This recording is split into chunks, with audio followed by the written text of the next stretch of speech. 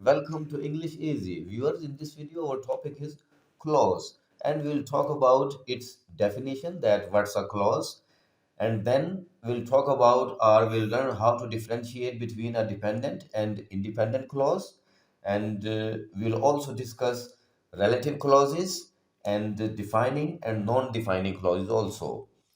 And we'll also learn the conjunctions and the relative pronouns which are used with these clauses.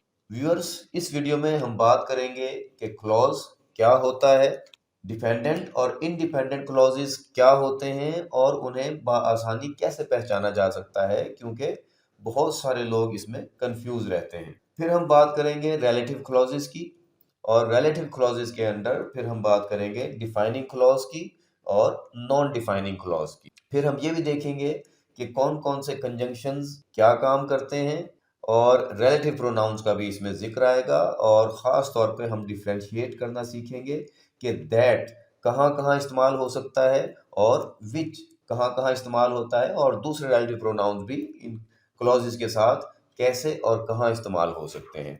तो आइए हम बढ़ते हैं अपने टॉपिक की तरफ। First of all we will talk about the definition that what's a clause.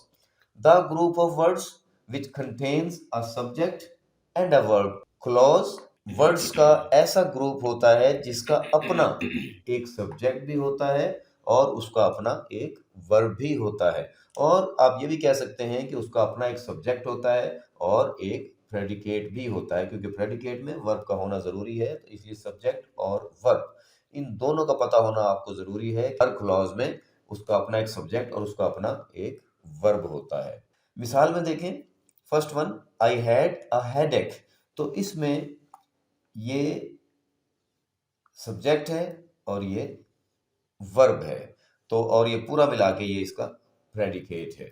इसी तरह इस सेंटेंस में देखिए, ये सब्जेक्ट है और ये वर्ब है, तो सब्जेक्ट और वर्ब का होना लाजमी है, और आप ये भी कह सकते हैं कि सब्जेक्ट और प्रेडिकेट होता है इसमें। मैं सब्जेक्ट और वर्ब की बात इसलिए कर रहा हूँ क्योंकि आप सिर्फ एक सब्जेक्ट और वर्ब को भी लगा देंगे तो बहुत सारे सेंटेंसेस इसी तरह क्रिएट हो सकते हैं। मसलन हम कहते हैं दे स्विम, अब इसमें ये सब्जेक्ट है और ये वर्ब है। Now we proceed to what is a dependent clause and what is an independent clause, and we'll also talk about that how can we differentiate them and how can we recognize them easily। तो viewers अब हम आगे चलते हैं और हम बात करेंगे डिपेंडेंट और इंडिपेंडेंट क्लॉज की, क्योंकि बहुत सारे लोग इन दोनों को पहचानने में कंफ्यूज दिखाई देते हैं। तो इंशाल्लाह आज हम बआसानी इनको डिफ्रेंशिएट करना भी सीख लेंगे कि कौन सा क्लॉज इंडिपेंडेंट क्लॉज होता है और कौन सा क्लॉज डिपेंडेंट क्लॉज होता है। So viewers, now we discuss independent and dependent clauses. Independent clauses are the clauses which can stand their own। Independent clause एक ऐसा क्लॉज होता है जो अकेला ही अपना कंप्लीट मीनिंग दे सकता है। इस किस्म के क्लॉज को हम कहते हैं इंडिपेंडेंट क्लॉज, और मेन क्लॉज भी इसी को कहते हैं। जबकि dependent clause, it is a clause that cannot stand its own. Dependent clause एक ऐसा क्लॉज होता है जो अकेला मीनिंग को फुली क्लियर नहीं कर सकता, बल्कि ये डिपेंड करता है किसी इंडिपेंडेंट क्लॉज पे। जब तक ये किसी इंडिपेंडेंट क्लॉज के साथ ज्वाइन नहीं होता उस वक्त तक इसका मीनिंग क्लियर नहीं होता, और इसीलिए इसका नाम है डिपेंडेंट क्लॉज। और सबऑर्डिनेटिंग क्लॉज भी डिपेंडेंट क्लॉज ही का नाम है, इसी को कहते हैं। तो आइए अब हम मिसालों से देखते हैं कि किसी सेंटेंस में हमें कैसे पता चलेगा कि कौन सा क्लॉज इंडिपेंडेंट है और कौन सा क्लॉज डिपेंडेंट है।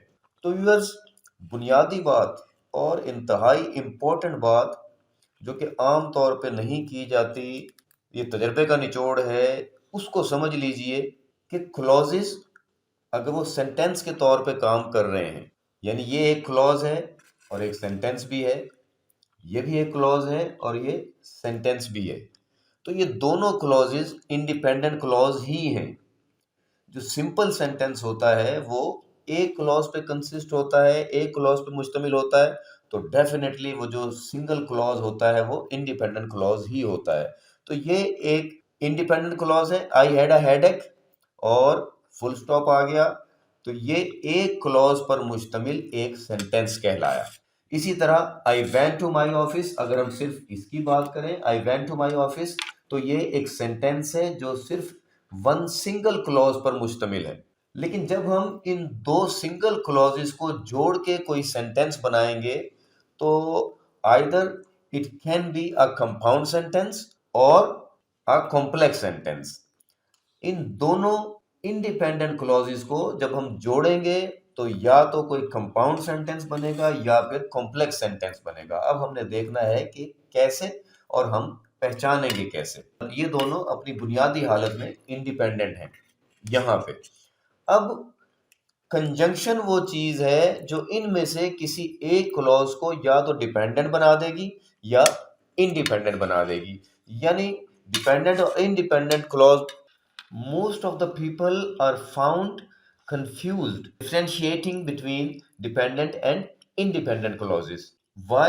Because first they translate those clauses and then they try to differentiate them or recognize them. तो अगर हम तर्जुमा करके पहचानने की कोशिश करेंगे कि कौन सा डिपेंडेंट है और कौन सा इंडिपेंडेंट है, तो हम कभी भी सही तरह से पहचान नहीं पाएंगे। डिपेंडेंट और इंडिपेंडेंट क्लॉज को पहचानने का तरीका ट्रांसलेट करके नहीं है, बल्कि सिर्फ और सिर्फ कंजंक्शन उनकी पहचान है।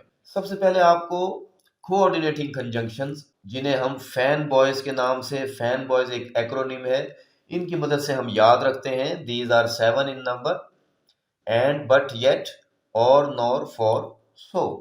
ये 7 कंजंक्शंस हैं जिनको हम कोऑर्डिनेटिंग कंजंक्शंस कहते हैं। ये आपको याद होने चाहिए। इनके अलावा दूसरे बहुत सारे सब ऑर्डिनेटिंग कंजंक्शंस इनके अलावा हैं, वो ज्यादा हैं, इसलिए हम इन 7 कोऑर्डिनेटिंग कंजंक्शंस को याद करते हैं। तो याद रखिए, जिस क्लॉज से पहले फैन बॉयज इनमें से कोई भी एक कंजंक्शन लगा हुआ हो तो वो क्लॉज इंडिपेंडेंट क्लॉज होता है। डिपेंडेंट क्लॉज वही होगा जिससे पहले, जिसके शुरू में, जिसके स्टार्ट में इन 7 सबऑर्डिनेटिंग कंजंक्शंस के अलावा कोई और कंजंक्शन लगा होगा।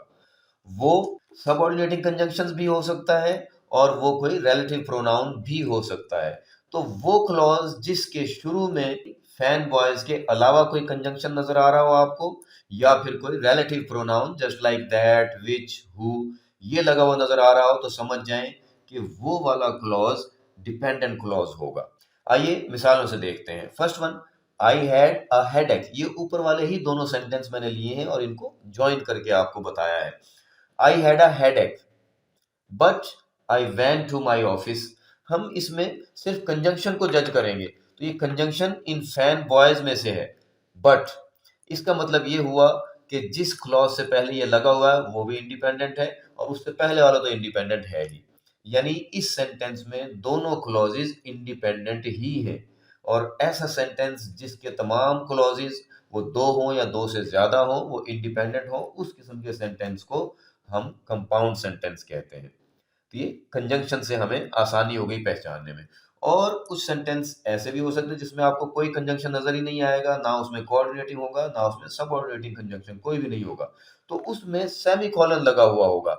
यानी अगर मैं ये बट हटा के सेमीकोलन से सेपरेट कर दूं तो अब भी ये कंपाउंड सेंटेंस ही की पहचान है। और इससे भी हमें ये पता चलता है कि इससे पहले वाला ये भी इंडिपेंडेंट क्लॉज है और इसके बाद में आने वाला भी इंडिपेंडेंट क्लॉज ही है। राइट? तो या ये लगा हो तब भी इंडिपेंडेंट क्लॉज है, वरना फिर फैन बॉयज में से कोई कंजंक्शन लगा होगा तो वो इंडिपेंडेंट क्लॉज ही होगा।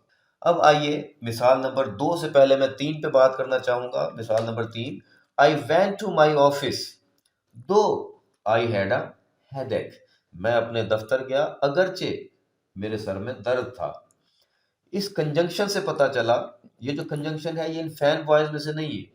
इस कंजंक्शन से पता चला कि इस कंजंक्शन के बाद जो क्लॉज आ रहा है वो इंडिपेंडेंट नहीं हो सकता, वो डिपेंडेंट क्लॉज है। तो कंजंक्शन पहचान है, कंजंक्शन से पता चला कि ये क्लॉज डिपेंडेंट क्लॉज है। यही सेंटेंस आप ऊपर देखें, इसमें क्या हुआ, फर्क क्या है नंबर 3 और नंबर 2 में। नंबर 3 में था पहले इंडिपेंडेंट क्लॉज, ये जो I went to my office, ये इंडिपेंडेंट क्लॉज है, जबकि though I had a headache ये एक डिपेंडेंट क्लॉज है। इंडिपेंडेंट क्लॉज पहले आया, डिपेंडेंट क्लॉज बाद में आया। मिसाल नंबर 2 को देखिए, दो आई हैड अ हेडेक, इसमें क्या हुआ, चेंज क्या आई, सेंटेंस नंबर 3 और सेंटेंस नंबर 2 में चेंज क्या आई है। सेंटेंस नंबर 3 में इंडिपेंडेंट क्लॉज पहले था, डिपेंडेंट क्लॉज बाद में था, और कोई चेंज नहीं आई।